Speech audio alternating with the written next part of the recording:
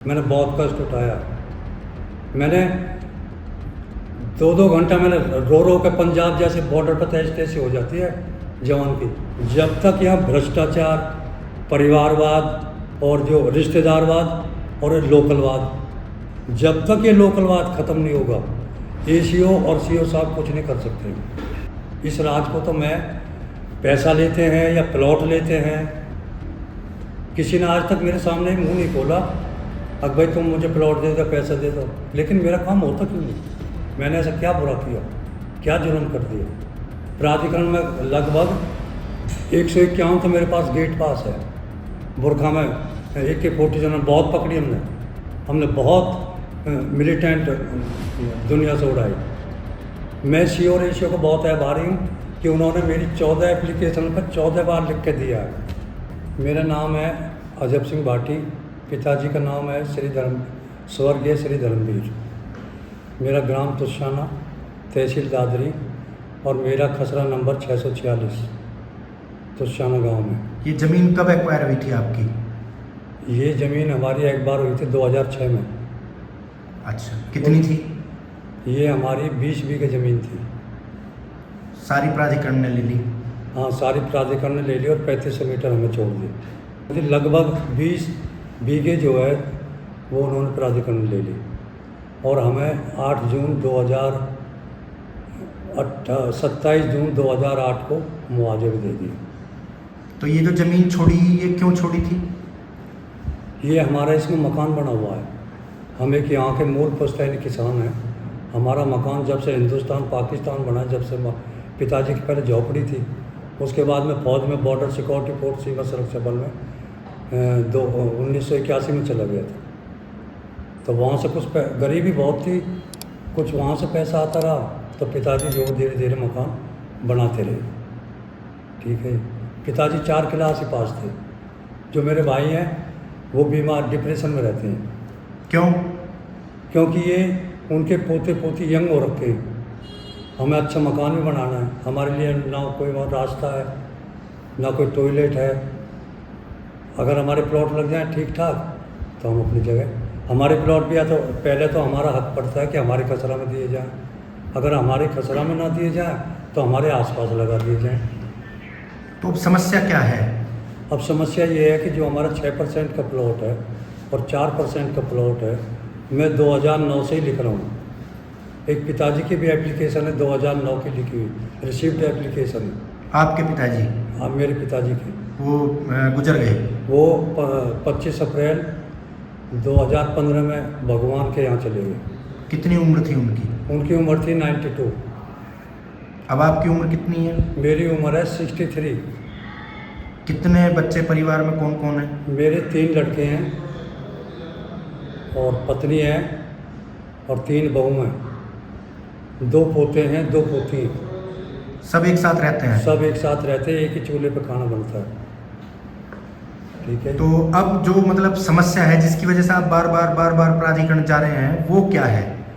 Main समस्या मेरी ये है कि मुझे 6% का प्लॉट और 4% का प्लॉट विभाजन करके ज़मीन पे दे दिया जाए। समय से मैं उसका डेवलपमेंट चार्ज जमा कर दूँ और अपनी रजिस्ट्री करा दूँ। मेन समस्या मुझे ये है। अब मुझे बच्चे भी बोलते हैं, भाई भी बोलता है कि जब मैं कभी जाता नहीं, मैं बीमार रहता हूँ, तो हमारे प्लॉट दिलाइए आप। पोते पोती बोलते हैं कि बाबा प्लॉटों के मैं हमारे लिए खेलने के लिए बनाइए आप, रहने के लिए बनाइए आप। तो मैं कहाँ जाऊँ, मैं इतना परेशान हूँ। मैंने 28 साल अपना पूरा जीवन खपाया BSF के अंदर। मैं श्रीनगर, पंजाब, राजौरी, पुंछ, कपवाड़ा, बारामूला, नौगांव, राजस्थान में बाड़मेर, जहाँ पानी नहीं मिलता, गुलाबगढ़, जहाँ 40 मिलिटेंट एक साथ चलते थे 97 और 8 में। मैं हूँ श्रीनगर में हवा कतल, सपा कतल और जी लाल चौक। मैंने वो समय निकाला वहाँ। उस टाइम 88 और 89 में पता नहीं चलता था कि हिंदुस्तानी पाकिस्तानी। बुरखा में AK-47 बहुत पकड़ी हमने बहुत मिलिटेंट दुनिया से उड़ाई। लेकिन पता नहीं मैं इस अथॉरिटीज़ ने मेरा क्यों काम नहीं होता। मैंने ऐसा क्या बुरा किया, क्या जुर्म कर दिया? आप प्राधिकरण गए? प्राधिकरण में लगभग 151 तो मेरे पास गेट पास है 2016 से, और जो पुरानी अथॉरिटी थी उसमें गेट पास नहीं बनता था। उसमें गेट पास बनता था जिसको ए ब्लॉक में जाना है सीओ साहब से, उसका गेट पास बनता था। प्लानिंग में जाने के लिए, प्रोजेक्ट में जाने के लिए या भूलेख विभाग में जाने के लिए कोई गेट पास नहीं बनता था। ठीक है, जब यहाँ आ गई नई अथॉरिटी तो जब मैं 16 में 12 में पेंशन आ गया, घूमता रहा ऐसे घूमता रहा। 28 साल खपाए मैंने, अपना पूरा जीवन खपा दिया। नहीं तो प्राधिकरण कुछ जवाब तो देता होगा? प्राधिकरण जवाब देता है जब मैं सीओ से मिलता हूँ, बोला आप प्लानिंग में जाइए। मैं सीओ रेशियो को बहुत आभारी हूँ कि उन्होंने मेरी 14 एप्लीकेशन पर 14 बार लिख के दिया है कि आप प्लानिंग में जाइए, प्लानिंग से अपना काम कराइए। मैं तो सीओ रेशियो साहब को बहुत ही आभारी हूँ भाई। उन्होंने 114 बार लिखा तो सही, मेरी समस्या तो सुनी। मैं मंगल जन सुनवाई में 7 तो मेरे पास मंगल जन सुनवाई के कार्ड हुए हैं, जब रेशियो साहब के गुप्त थे यहाँ। के गुप्त ने तो मुझसे ही बोला था, फौजी साहब अगर आप, मैं यहाँ 7 बजे तक बैठता हूँ, आप मेरे यहाँ 7 बजे तक भी आ सकते हैं। मैंने कहा साहब जी आप तो कर देते हो, लेकिन वो नीचे वाला प्लानिंग वाला तो नहीं करता। और मैं बाबूजी आपको बता रहा हूँ, जब तक यहाँ भ्रष्टाचार, परिवारवाद, ठीक है जी, और जो रिश्तेदारवाद और लोकलवाद, जिन्होंने भ्रष्टाचार की भेंट चढ़ा दी वो उनका हो गया, जो जिनके परिवार थे उनका हो गया, जिनके रिश्तेदार थे उनका काम हो गया, जो लोकलवाद थे उनका काम हो गया। जब तक ये लोकलवाद ख़त्म नहीं होगा एसीओ और सीओ साहब कुछ नहीं कर सकते। मैं वादा करता हूँ आपसे, पहले पूरा सिस्टम बदली करना पड़ेगा। मैंने भी नौकरी किया है, मैंने ऐसे ऐसे लोगों को यहाँ सेवा की है। मैं एनएसी में रहा, ब्लैक कैट कमांडो में 91 से 96 तक। मैंने फारूक अब्दुल्ला जैसे लोग, टाइटर जैसे लोग, बूटा सिंह जैसे लोग, मैं पीवी नरसिंह राव के समय में जब टाइगर बिरला को फांसी लगी थी ना, मैंने पीएम सिक्योरिटी में रहा हूँ। मैंने Z+ के लोगों को सिक्योरिटी दी, जयललिता को, हितेश्वर सेठिया को, मायावती को, मुलायम सिंह को। नकलों मैंने सारा देखा है, मैं 2 बार नकलों भी आया, वो जगह मैंने सारी देखी है भाई। लेकिन बाबा आदरणीय योगी जी से मैं नहीं मिल पाया, मुख्यमंत्री जी से, क्योंकि उसको गया था मैं 10 अक्टूबर को, वहाँ पीएम साहब का प्रोग्राम, 4 अक्टूबर 2021 गया था, वहाँ पीएम साहब का 5 अक्टूबर को प्रोग्राम लगा हुआ था। मैं वापस आ गया, मैं न्यूज़ नहीं देख पाया जिस दिन गाड़ी में बैठा मैं। अगर मैं न्यूज़ देख लेता तो मैं जाना ही नहीं था। उसके बाद फिर मैं 10 अक्टूबर को पीएमओ चला गया दिल्ली। ठीक है, मैंने वहाँ अपनी एप्लीकेशन दी, वो एप्लीकेशन भी आ गई यहाँ पर। ठीक है, पीएमओ से मुझे ऑर्डर मिला, एक उसने अहमद ने बोला बाबा अगर आपको काम कराना है लो सफ़ेद पेपर देता हूँ और आप लिख लो, आपको मैं इंटरव्यू करा देता हूँ जो भी संबंधित अधिकारी है। मैंने कहा भैया अब तो मेरी तबीयत ख़राब होगी, क्योंकि वहाँ 1 बज गया था। सुबह को मैं बाइक पर चलता हूँ, मुझे गाड़ी की ज़रूरत नहीं है। मैं पुराने अथॉरिटी में कई बार साइकिल पर आ जाता था। मैं बहुत कड़ी मेहनत करने वाला हूँ। अब तक कितने सीओ से मुलाकात की? कम से कम 6-7 सीओ से मैं मिल चुका हूँ। कौन कौन? पहले रमन थे, और जो उसके पास पीसी गुप्ता थे, नवनीत सहगल थे, और जी उसके बाद ये आए नरेंद्र भूषण जी आए, और पार्थ साथ सेन शर्मा जी आए। वो बहुत अच्छे आदमी थे। उन्होंने मुझे 15 दिन के लिए पत्रावली दी, लिख दिया था पत्रावली के अनुसार। ये 29 जून 2018 की है, मेरे पास एप्लीकेशन है। उन्होंने कहा कि आप काम कराओ, काम नहीं होता। उन्होंने तो इतनी इज्जत की कि मुझे स्टूल पर बैठा है, बोला आप बैठो पहले। मैंने उनको परिचय दिया, पीए साहब को बुलाया, नवानी सर को, बोला इनका काम होना चाहिए। नवानी सर का मैं बहुत आभारी, उन्होंने कितनी बार फोन किया प्लानिंग में, लेकिन कोई परवाह नहीं। तो प्लानिंग ऐसा क्या है कि जो प्लानिंग में जाके फाइल अटक जाती है, उसका आगे काम नहीं होता? ये आज तक इस राज को मैं भी नहीं समझ पाया कि प्लानिंग वाले मेरा काम क्यों नहीं करते। इस राज को तो मैं पैसा लेते हैं या प्लॉट लेते हैं, किसी ने आज तक मेरे सामने मुंह नहीं खोला अब भाई तुम मुझे प्लॉट दे दो, पैसा दे दो। लेकिन मेरा काम होता क्यों नहीं? आप हाई कोर्ट भी गए? हाँ, हाई कोर्ट भी जब मैं 2011 में सारा गांव गया था, मैं 17 में फिर चला गया high court, Allahabad high court. उसने भी हाई कोर्ट ने मुझे लिख के दे दिया कि आप इनको 10% दे दी जाए, लेकिन कोई परवाह नहीं। उन्हें उसकी मुझे निविशा मेरे घर गई थी, निविशा ने उस हाई कोर्ट के ऑर्डर की झूठी रिपोर्ट दे दी सीओ साहब से। उस टाइम देवाशीष पांडा थे यहाँ, और उनके बाद फिर नरेंद्र भूषण जी आए। नरेंद्र भूषण जी फिर 43 महीने रह के गई। फिर सुरेंद्र जी आए, अभी रीतू जी हैं। मैं तो बहुत सियों से मिला, मैंने बहुत पापड़ बेलने बाकी हूँ, ठीक है। मैंने बहुत कष्ट उठाया। मैंने 2-2 घंटा मैंने रो रो के, पंजाब जैसे बॉर्डर पर तैसी हो जाती है जवान की। हमने वो समय देखा 89-90 में कि BP जैकेट, आज तो जैकेट में कम वजन है, उस टाइम 18 किलो होता था जैकेट में। 18 किलो हो गया, 4.5 किलो राइफल में हो गया, ठीक है जी, 3 किलो अम्यूनिशन में हो गया। क्या करेगा? पर मेरी कुछ तपस्या में पता नहीं भगवान से कैसे कमी रहेगी। तो मिलिटेंट से जीत गए, लेकिन अथॉरिटी से हार गए। अथॉरिटी से मैं हार रहा हूँ। मैं वो शख्स हूँ कि मैंने 99 में मैं यहाँ था राजस्थान के बॉर्डर बाड़मेर पर। मैंने जनरल साहब को अपशब्द बोल दिए थे। उस टाइम ये था मुशर्रफ, तो रेंजरों में जाकर वहाँ बताया, हमारे सीओ साहब भगे भगे गए थे हमारी पोस्ट में। बोला कौन है वो? बोला जी मुझे वो गुजर बोलते थे। बोला जी वो गुजर है, वो पारवा, यमुना पार से पारवा बोलते।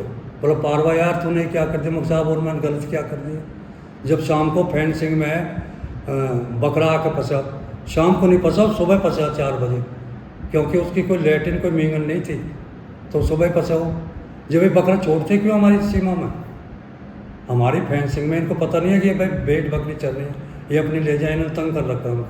कभी कारगिल में आके बैठ जाते हैं, ठीक है जी। इस मुशर्रफ ने तो इतना हमारी नाक में दम कर रखा है, हराम खोर ने, मैंने यहाँ तक कह दिया था। वो हराम खोर का ही इतना बुरा मान कर जाकर रिपोर्ट दे दीजिए, वो ऐसे ऐसे, वो हवलदार ने ऐसे बोल दिया। जब भी सीओ साहब ने मुझे 100 रुपये का रिवार्ड दिया कि मुझे ऐसा हिम्मत वाला आदमी, जवान आदमी चाहिए, लेकिन मेरी उस कोर्स से बदली हो गई थी, अलग शिफ्ट कर दिया तुमने। वहाँ इनाम मिला, लेकिन यहाँ हक भी नहीं मिल रहा है। हाँ, वहाँ मुझे 1000 रुपये का कैश रिवार्ड दिया था उन्होंने। उसका 5 नंबर होता है जब प्रमोशन होता है, ठीक है। लेकिन यहाँ तो मुझे हक भी नहीं मिल रहा भाई, हाथ जोड़ के ले रहा हूँ मैं भैया। लेकिन यहाँ ऐसे लोग बैठे हैं।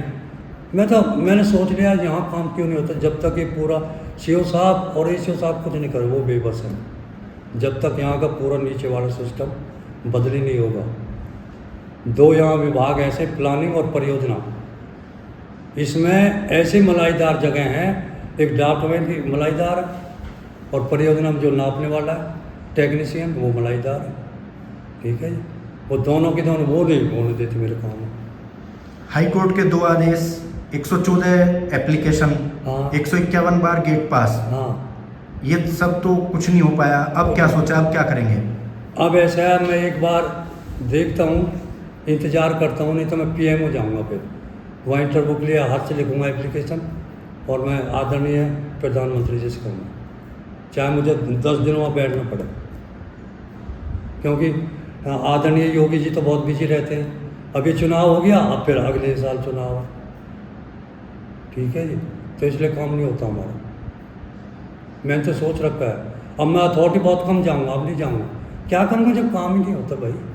और बच्चे भी कहने लगे, बोला अब ये लोग नहीं करेंगे, इनके जो वो बैठे हैं वो ऊपर वाले, उनसे करा हुआ, वहाँ जाओ।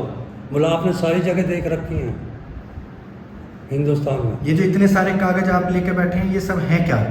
जरा इसमें इसके बारे में- एप्लीकेशन है, रिसीप्ट है, और जी जैसे ये है, ये 2018 की है, ठीक है जी। ये सेन साहब के बाय नेम लिखी थी मैंने, इससे मेरी फाइल भी बनी 2018 में, और विभाजन होकर प्लॉट भी लग रहे थे, लेकिन वो फाइल गुम होगी मेरी, आज तक फाइल नहीं मिली। मेरी फाइल का FTS नंबर है 39861।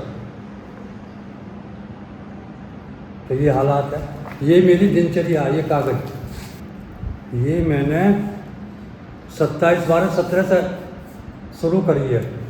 अच्छा, 27 दिसंबर 2017 से। हाँ जी। तो और ये जो है मेरी दिनचर्या है, ये है मेरी 10 मार्च 23 तक, ये 10 मई 2023 तक। हाँ 10 मई 2023 तक लिखा है मैंने। जितनी बार जिससे भी मिले, मुलाकात जितनी की। बार भी मैं मिला हूँ और जहाँ यहाँ पर जितने बार भी सीओ साहब एसीओ साहब बदली हुई है या कोई जीएम प्लानिंग वाले जो भी बदले उसका पूरा विवरण है इसमें,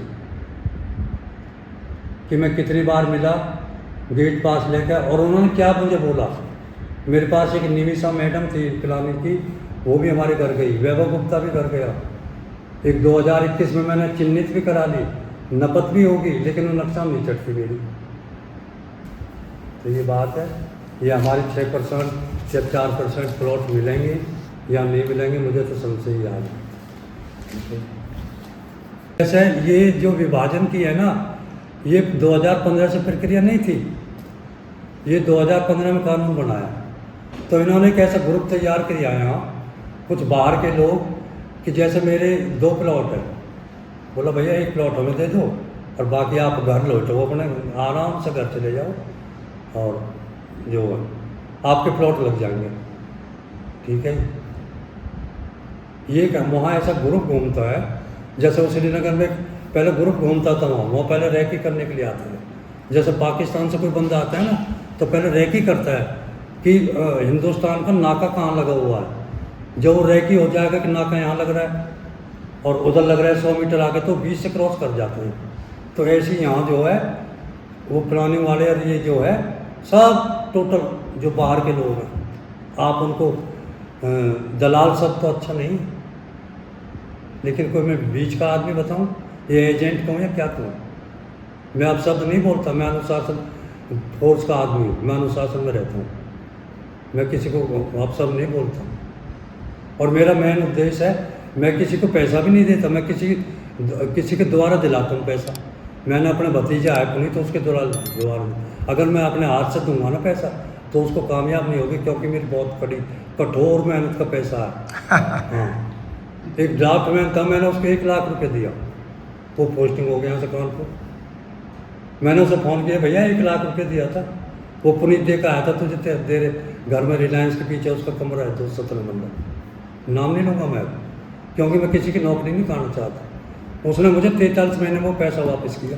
कोई घूस का पैसा वापस करता है क्या? वो मेरी कठोर मेहनत कर नहीं कर पाएगा भाई। मुझे तो भगवान शिव और माता पार्वती को देना ही देना है। अगर भगवान शिव नहीं देंगे तो माता पार्वती सिफारिश करेंगे, बोले दे दे, फौजी है, इसने बहुत पैदल मार्च किया है। ठीक है बाबू जी। जरूरी खबरों से अपडेट रहने के लिए हमारा YouTube चैनल जरूर सब्सक्राइब करें।